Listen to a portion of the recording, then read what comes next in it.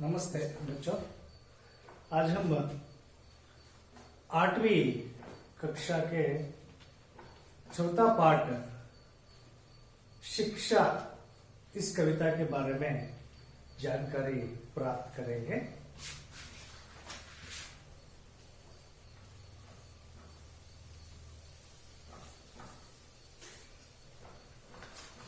शिक्षा इस कविता का रचयिता कवि है ठाकुर गोपाल शरण सिंह।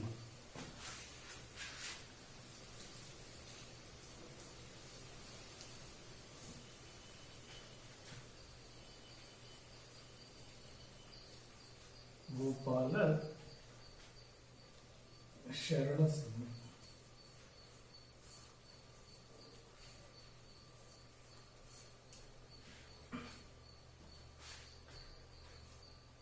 इस पाठ कविता का विध है। इस कविता का कवि ठाकुर गोपाल शरण सिंह के बारे में परिचय देखेंगे। पहले शिक्षा इस कविता का कवि ठाकुर गोपाल शरण सिंह जी है। इनका जन्म 1892 में 1892 में इनका जन्म हुआ है और 1960 में इन्होंने निधन हुआ है। यह इनका जीवित काल है। ठाकुर गोपाल शरण सिंह जी इनका जन्म रीवा में, पहले यह स्थान झांसी नाम से, यह स्थान का झांसी नाम था, अब रीवा बना है। रीवा में इनका जन्म हुआ है ठाकुर गोपाल शरण सिंह कवि के। ठाकुर गोपाल शरण सिंह इस कवि के माता का नाम प्रभुराज कुंवरी और पिता का नाम ठाकुर जगत बहादुर सिंह था। ठाकुर गोपाल शरण सिंह कवि के माता का नाम प्रभुराज कुंवरी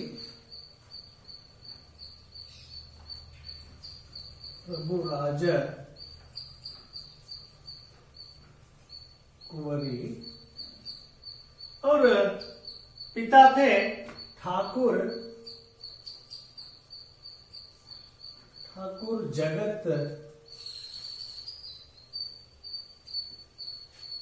जगत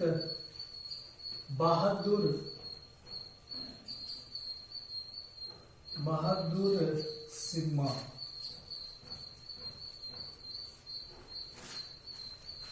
ठाकुर गोपाल शरण सिंह कवि के माता प्रभुराज कुंवरी और पिता ठाकुर जगत बहादुर सिंह थे।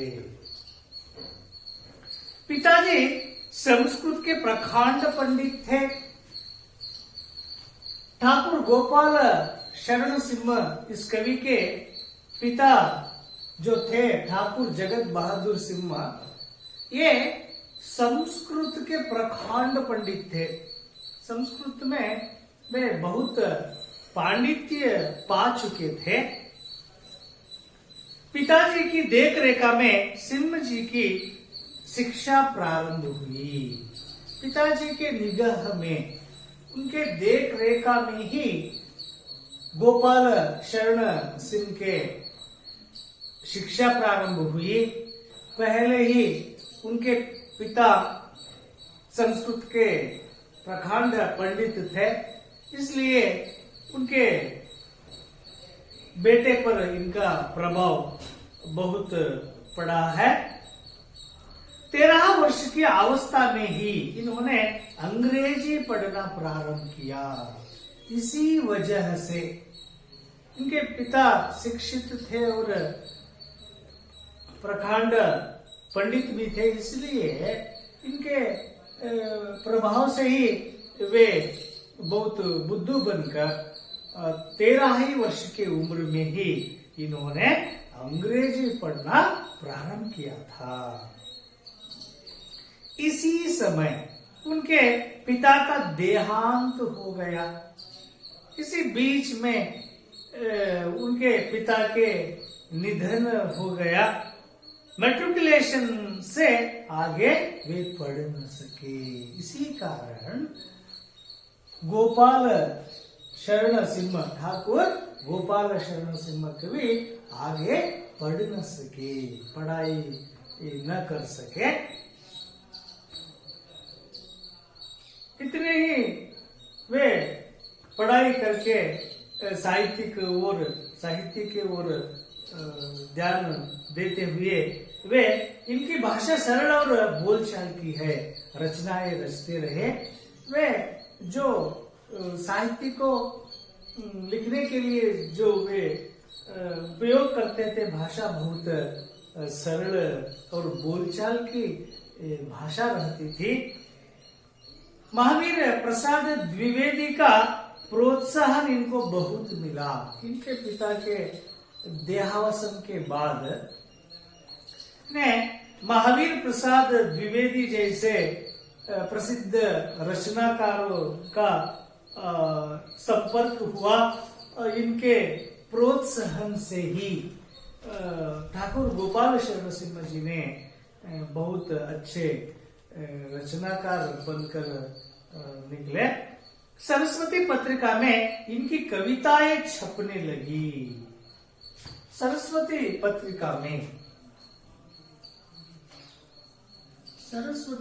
पत्रिका में ठाकुर गोपाल शरण सिंह जी द्वारा रचित उनके रचनाएं सरस्वती नामक पत्रिका में छपने लगी। जगदालोक इनका महाकाव्य है। जगदालोक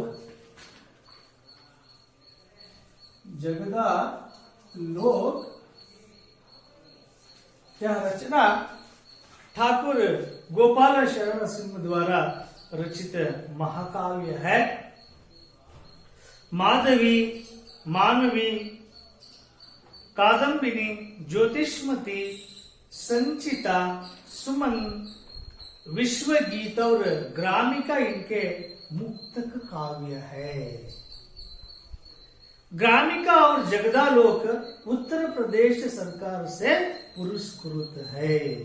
उनके द्वारा रचित ग्रामिका और जगदालोक रचनाएं जो है वे उत्तर प्रदेश सरकार से पुरस्कृत कृतियां है। यह ठाकुर गोपाल शरण सिंह द्वारा जो रचित शिक्षा कविता का आशय देखेंगे। ठाकुर गोपाल शरण सिंह जी इस कविता में अनुभव के द्वारा शिक्षा प्राप्त करने के अनेक उदाहरण प्रस्तुत करते हैं। ठाकुर गोपाल शरण सिंह जी ने इस कविता में हमें दिखाया है कि शिक्षा प्राप्त करने के अनेक उदाहरण प्रस्तुत किए हैं। वो जीवन में यश की प्राप्ति के लिए, हमारे जीवन में हम यश प्राप्त करना है तो अनेक प्रकार की मुसीबतों का सामना करना पड़ता है। हम बहुत सारे मुश्किलों को सामना करना पड़ता है हमारे जीवन में। तो बिना परिश्रम हम कभी सुख प्राप्त नहीं कर सकते हैं। हम परिश्रम किए बिना हमें सुख प्राप्ति असंभव है।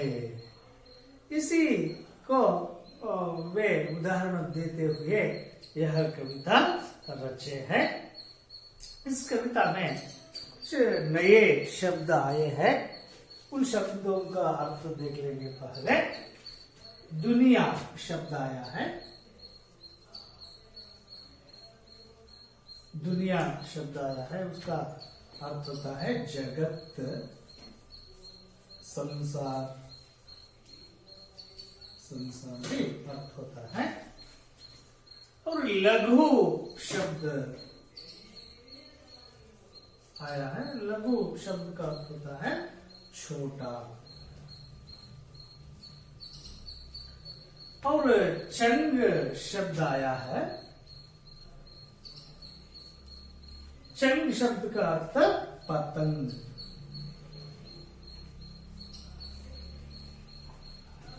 और उर शब्द आया है। उर शब्द का अर्थ होता है छाती, सीना।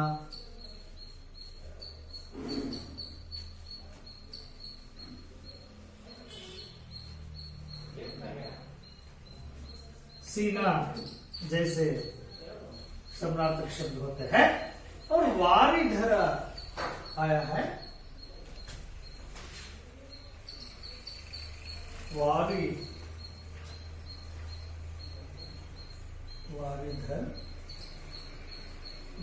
इसका अर्थ होता है बादल।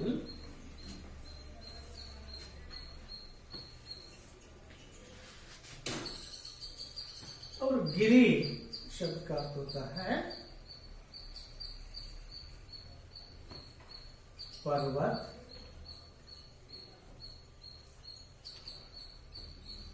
छेद का अर्थ होता है छिद्र।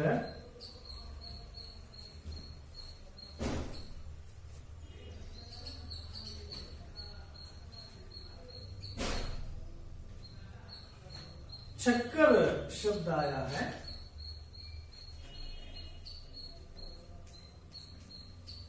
चक्कर खाना, इधर उधर घूमना। चक्कर खाना का शब्द का अर्थ होता है इधर उधर घूमना।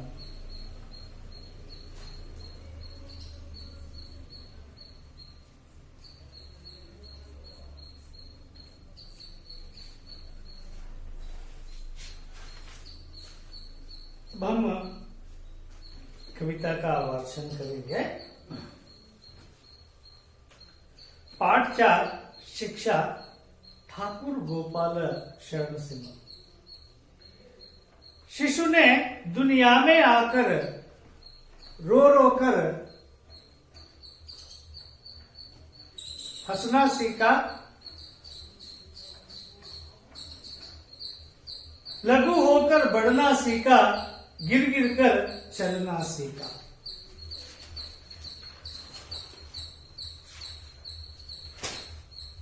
कितने ही चक्कर खाकर चंगों ने चढ़ना सीखा। उर छेद कर अपना मुरली ने गाना सीखा। मिट मिट कर वारिधरों ने पानी बरसाना सीखा।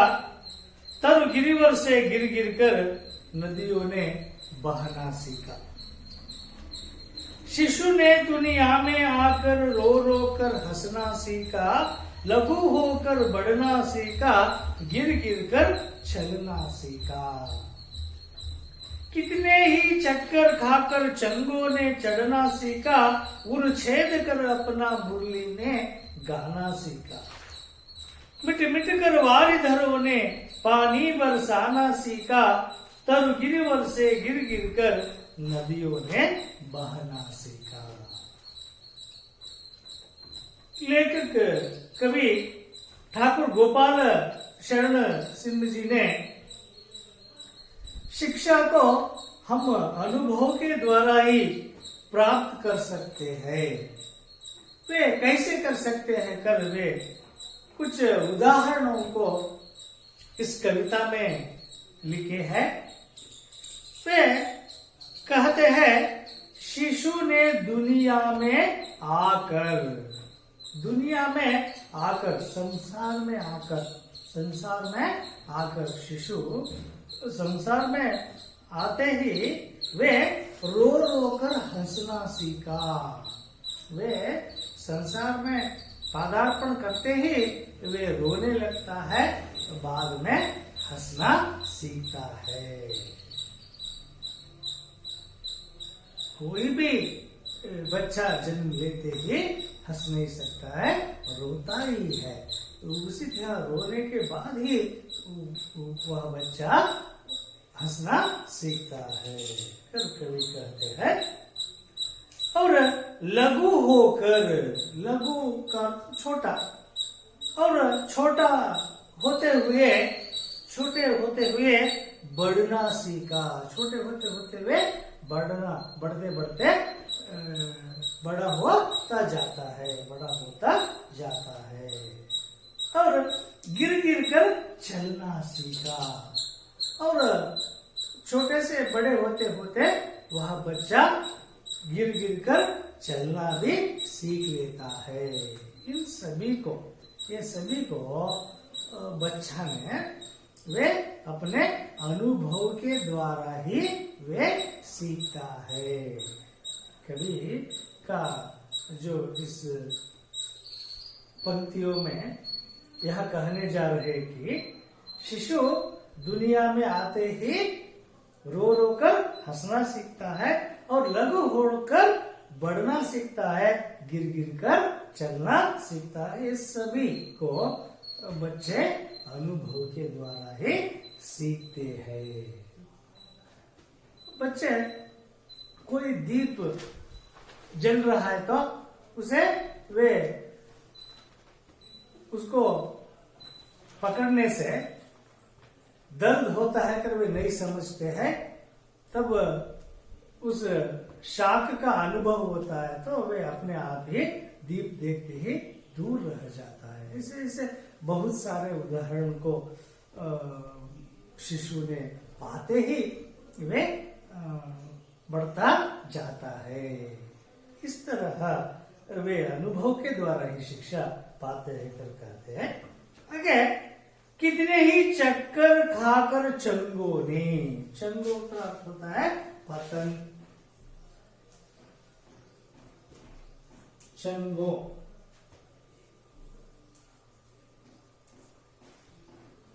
कितने ही चक्कर खाकर चंगों ने, पतंगों ने चढ़कर चढ़ना सीखा। कितने ही चक्कर खाकर चंगों ने चढ़ना सीखा। चक्कर का अर्थ होता है इधर उधर घूमना। पतंग एक ही बार ही ऊपर नहीं उड़ता है, वे चक्कर खाते खाते वे ऊपर जाता है, वे एक ही बार नहीं ऊपर उड़ता है। उर छेद कर अपना मुरली ने गाना सीखा। उर छेद कर मुरली ने गाना सीखा। उर छेद कर, उर को छेद कर, उर का शब्द होता है सीना। मुरली अपना सीने को छेद करी वह गाना सीखा है। इस तरह कोई शिक्षा को हम वे परिश्रम करके ही सीख सकते हैं कर कवि कहते हैं। कवि कहते हैं कितने ही चक्कर खाकर चंगों ने, चंग पतंग ने बहुत सारे चक्कर खाते खाते ही वे ऊपर उठता है, एक ही बार ऊपर नहीं उठ सकता है। और उसी तरह मुरली ने उर छेद कर ही वह गाना सीखा है।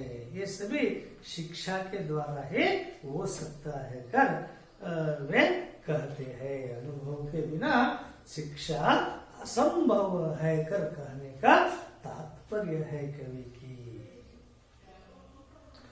मिट मिट कर वारिधरों ने, कवि लिखते हैं मिट मिट कर वारिधरों ने, बादलों ने पानी बरसाना सीखा। बादल एक ही बार पानी हमें नहीं देते हैं। बादल आकाश में दिखते हैं और मिट जाते हैं, ऐसे मिट मिट कर बाद में पानी बरस देते हैं। तरु गिरिवर से गिर गिर कर, तरु वृक्ष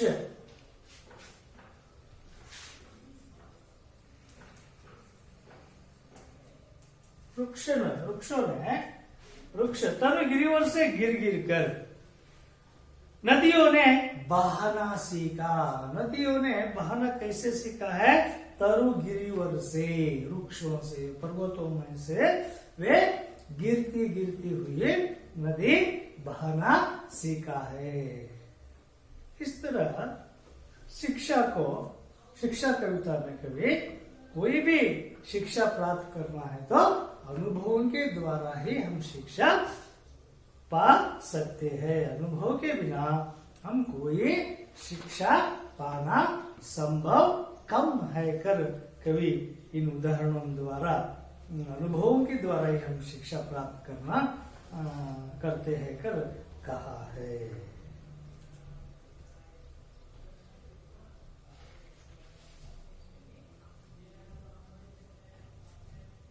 शिक्षा कविता के अभ्यास की ओर प्रश्नोत्तर उनका चर्चा करेंगे। पहला मुख्य प्रश्न है, एक वाक्य में उत्तर लिखिए। एक वाक्य में उत्तर लिखिए। पहला प्रश्न है, शिशु ने रो रो कर क्या सीखा है? शिशु ने रो रो कर क्या सीखा है? इसका उत्तर ऐसे लिखना पड़ता है, शिशु ने रो रो कर हंसना सीखा है।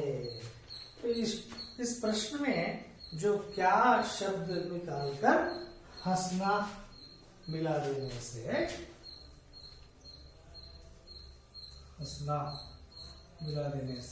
पहला प्रश्न का उत्तर हो जाता है। उसे वाक्य बनाकर इस तरह लिखना है, शिशु ने रो रो कर हंसना सीखा है। दूसरा प्रश्न, शिशु ने लघु होकर क्या सीखा है? शिशु ने लघु होकर क्या सीखा है? इस प्रश्न में भी क्या निकालकर बढ़ना शब्द को लिख देने से, बढ़ना लिखकर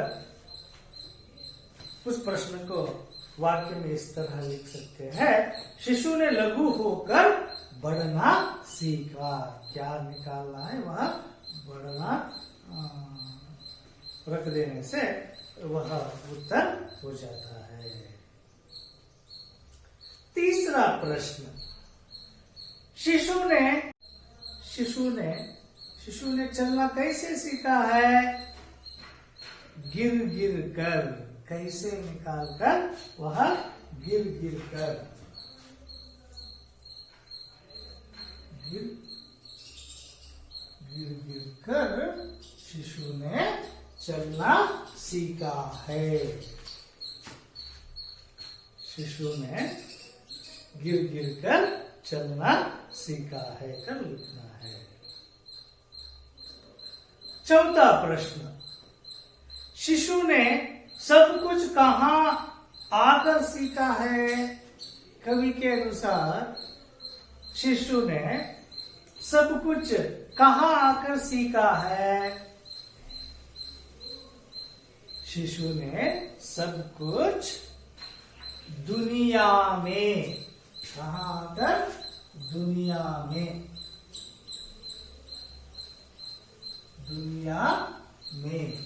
दुनिया में आकर शिशु ने सब कुछ सीखा है।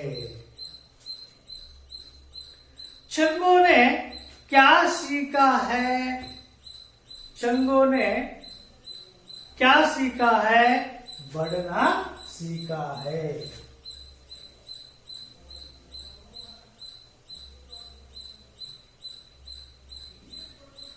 बढ़ना सीखा है। मुरली ने गाना कैसे सीखा है? मुरली गाने को कैसे सीखा है? उर छेद कर। मुरली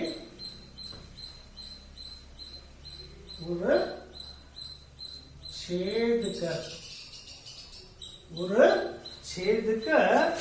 उच्छेद कर मुरली ने गाना सीखा है।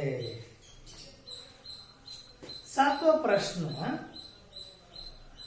वारिधरों ने पानी बरसाना, वारिधरों ने पानी बरसाना, बादलों ने पानी बरसाना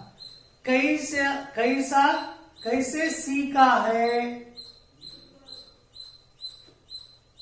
बारिधर पानी को बरसाना कैसे सीखा है? मिट मिट कर,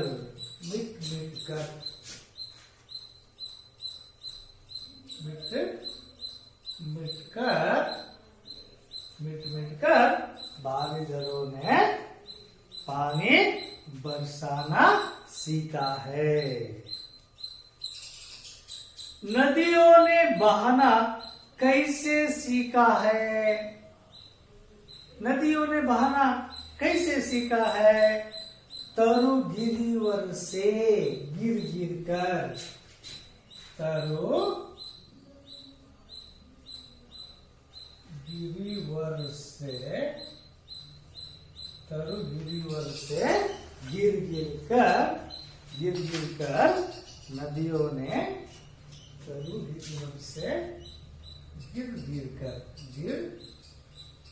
कर सरोवर से नदियां गिर गिर कर बहना सीखा है। इस तरह हम एक वाक्य में उत्तर लिखिए, इन प्रश्नों को हम उत्तर लिख सकते हैं। बहुत आसानी है, कविता को हम अच्छी तरह से पढ़ लेने से इन प्रश्नों का उत्तर बहुत आसानी से लिख देते हैं। दूसरा मुख्य प्रश्न है, 2-3 वाक्यों में उत्तर लिखिए। पहला प्रश्न देखिए, शिशु ने दुनिया में आकर पहले क्या क्या सीखा है और कैसे सीखा है? कवि इस कविता के अनुसार शिशु इस दुनिया में आकर पहले क्या क्या सीखा है और कैसे सीखा है? फिर प्रश्न है, इसका उत्तर इस तरह लिखना है, शिशु ने दुनिया में आकर पहले, शिशु ने दुनिया में आकर क्या किया? रो रो कर हंसना सीखा। शिशु ने दुनिया में आकर रो रो कर हंसना सीखा। और आगे, लघु होकर बढ़ना सीखा, लघु होकर बढ़ना सीखा। फिर बाद में गिर गिर कर चलना सीखा। शिशु ने इस दुनिया में आकर पहले क्या क्या सीखा? रो रो कर हंसना सीखा, लघु होकर बढ़ना सीखा, गिर गिर कर चलना सीखा। इस तरह इस प्रश्न का उत्तर लिखना चाहिए। दूसरा प्रश्न है, पानी कैसे बरसता है? नदियां कैसे बहती है? पानी कैसे बरसता है? नदियां कैसे बहती है?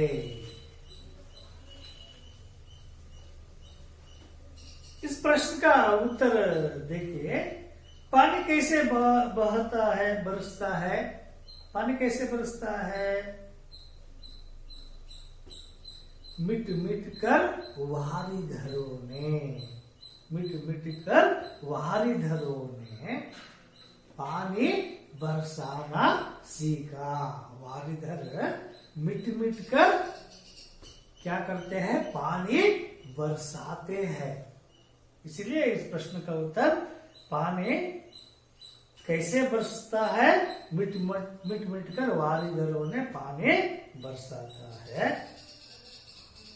नदियां कैसे बहती है, तरु गिरिवर से गिर गिर कर, तरु गिरिवर से गिरकर नदियां क्या करती है, बहती है। इस तरह हम इन 2-3 वाक्यों में उत्तर लिखे, इन प्रश्नों का उत्तर लिखना चाहिए।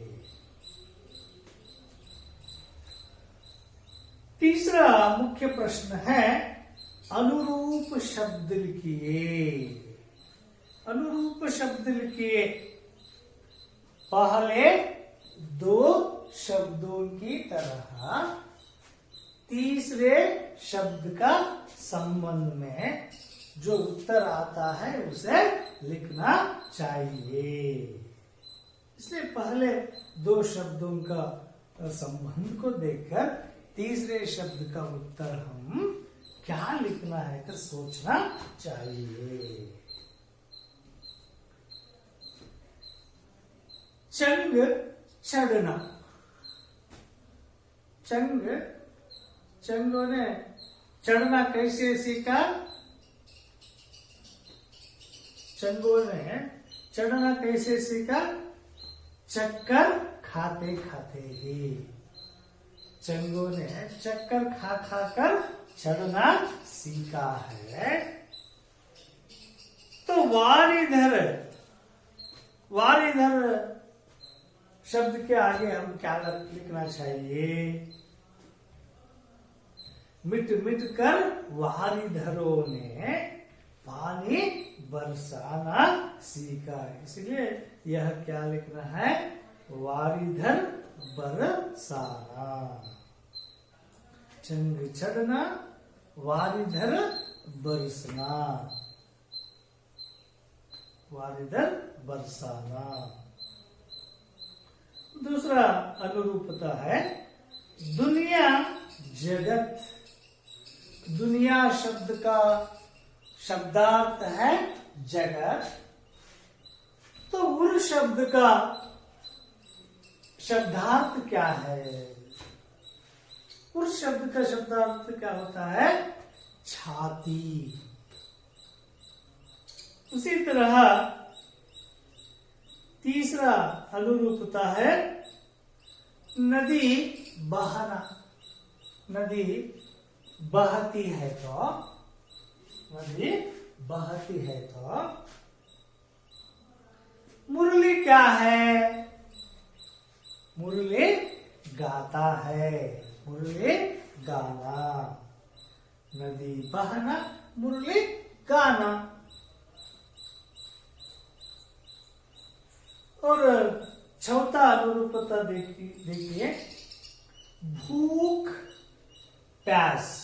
भूख प्यास युग्म शब्द, भूख प्यास जो शब्द है यह युग्म शब्द है। तो मिट मिट कर क्या है, मिट मिट कर क्या है, द्विरुक्ति है। मिट मिट द्विरुक्ति, 2 बार जो उक्ति निकलती है ऐसे शब्द को द्विरुक्ति कहा जाता है। और युग्म शब्द ऐसे होते हैं पहले शब्द का अर्थ होता है, दूसरा शब्द का अर्थ नहीं रहता। ऐसे शब्दों को हम युग्म शब्द कहते हैं व्याकरण के अनुसार। ऐसे हम लिख सकते हैं अनुरूपता को। 5वां मुख्य प्रश्न है जोड़कर लिखिए। जोड़कर लिखिए। यह शिशु, गिरिवर, चंग, गाना दिया है और बाल विभाग में मुरली, हंसना, नदी, चढ़ना शब्दों को दिया है। इन शब्दों को जोड़कर सही संबंध शब्द वाले को शब्दों को हम जोड़ना चाहिए। शिशु शब्द को हम जोड़ते हैं हंसना शब्द से। क्यों? शिशु ने रो रो कर हंसना सीखा है। इस पंक्ति में यह शब्द आता है और इन संबंध भी ये कि उसी के बारे में है। इसलिए गिरिवर, गिरिवर का शब्द आता है, उसे सही शब्द जोड़ा जाता है नदी। तरु गिरिवर से गिर गिर कर नदियों ने बहाना सीखा। उस पंक्ति में आ जाता है, यह से याद कर लेना है। चंग, चंग शब्द को हम जोड़ सकते हैं किससे? बढ़ चढ़ना से, क्योंकि कितने ही चक्कर खाकर चंगों ने चढ़ना सीखा। इसलिए इसका सही शब्द होता है जोड़ने का चढ़ना। और गाना शब्द को हम मुरली शब्द से जोड़ देते हैं, क्योंकि उरु छेद छेद कर अपना मुरली ने गाना सीखा आता है। इसलिए गाना शब्द को मुरली से जोड़ देते हैं। पांचवा मुख्य प्रश्न, विलोम शब्द लिखिए। विलोम शब्द लिखना चाहिए। यहाँ एक 4 विलोम शब्द लिखने के लिए कहा गया है। रोना शब्द का विलोम शब्द क्या है? रोना, हंसना। रोना का विलोम शब्द होता है हंसना। चढ़ना शब्द का विलोम शब्द का क्या होता है? चढ़ना शब्द का विलोम शब्द होता है उतरना। तीसरा, मिटना शब्द आता है। इस शब्द का विलोम शब्दार्थ होता है घटना। मिटना, घटना। गिरना शब्द आता है। इस शब्द का गिरना का विलोम शब्द होता है उठना। गिरना, उठना। इस तरह हम विरुद्धार्थक शब्द, विलोम शब्द को जो शब्द आते हैं उसके विलोम करके हमें लिखना चाहिए। अन्य वचन रूप लिखिए। 6वां मुख्य प्रश्न है, अन्य वचन रूप लिखिए। यह 4 अन्य वचन शब्द लिखने को कहा है। पहला है नदी।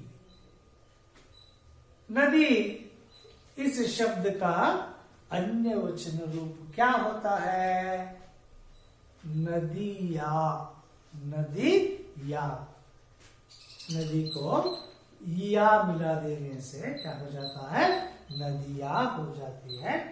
यह नदी शब्द का अन्य वचन शब्द है। मुरली शब्द को हम अन्य वचन कैसे करते हैं? मुरली शब्द को या जोड़ने से मुरली या शब्द बन जाता है। इसलिए मुरली शब्द का अन्य वचन शब्द मुरली या। तीसरा, वाणी शब्द का अन्य वचन शब्द वाणी ही होता है, नहीं बदलती है। एक वचन में और बहुवचन में वाणी शब्द ही रहते हैं। चौथा, स्मृति शब्द का विलोम शब्द है।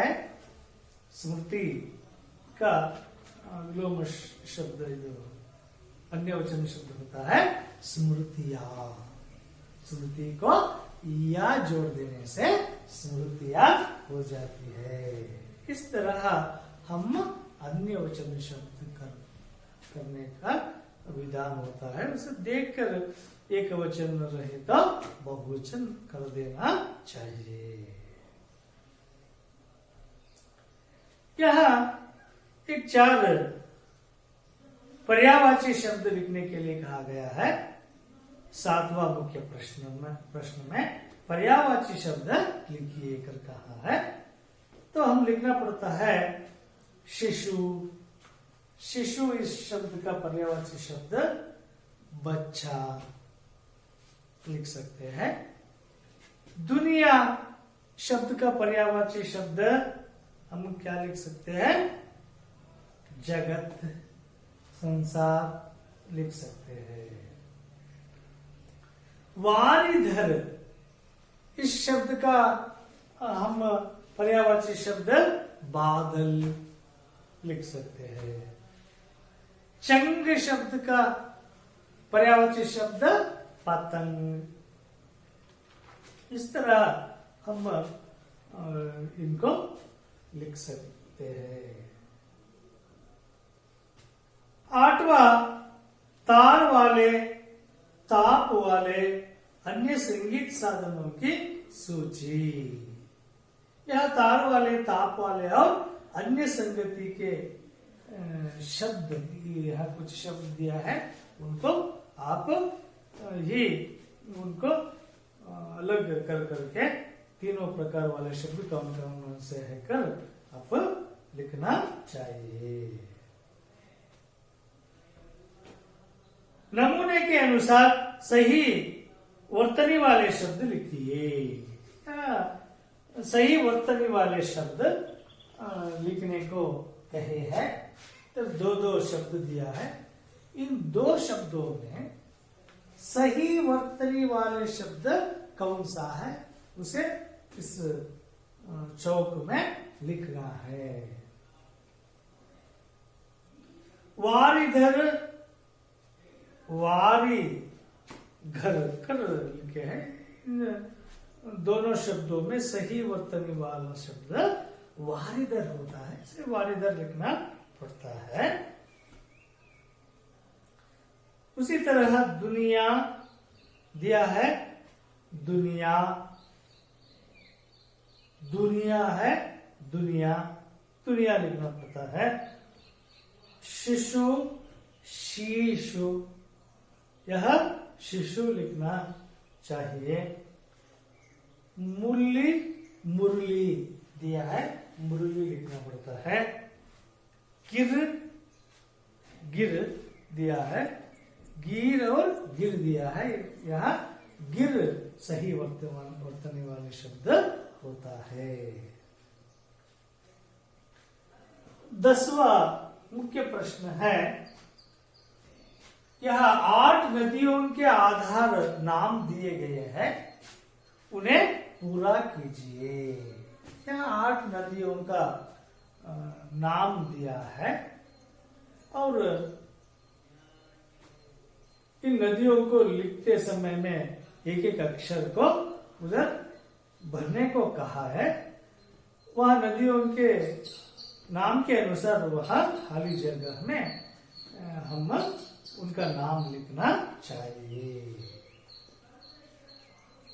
यह नदियां है मंदाकिनी, घाघरा, कावेरी, गंडक, महानंदा, अलकनंदा, यमुना, कोसी। तो हम पहले लिखते हैं अलकनंदा, बाद में मंदाकिनी, बाद में यमुना, उसके बाद कावेरी, उसके बाद घाघरा, उसके बाद गंडक, उसके बाद कोसी, उसके बाद महानंदा। इस प्रकार हम इन नदियों के नाम आधार के नमूने के साथ लिखना चाहिए।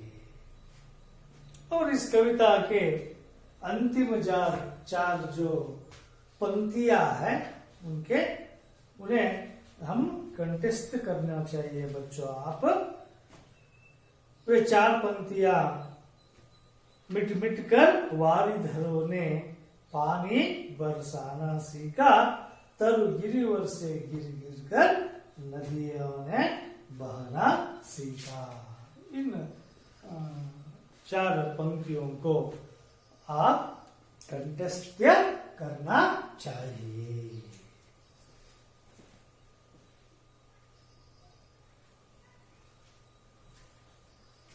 और इधर पूरक वाचन दिया है। पूरक वाचन में पढ़िए और लिखिए। यह आपको एक कविता दिया गया है। इस कविता के अनुसार आप इन कविताओं में से जो यह प्रश्न दिया है उन प्रश्नों का उत्तर आप इस कविता पढ़कर इस कविता के अनुसार इन प्रश्नों का उत्तर लिखना चाहिए। इस कविता को आप कविता के संबंध जो यह 4 प्रश्न दिए हैं, यह चारों प्रश्नों का उत्तर आप लिखने के प्रयास कीजिए।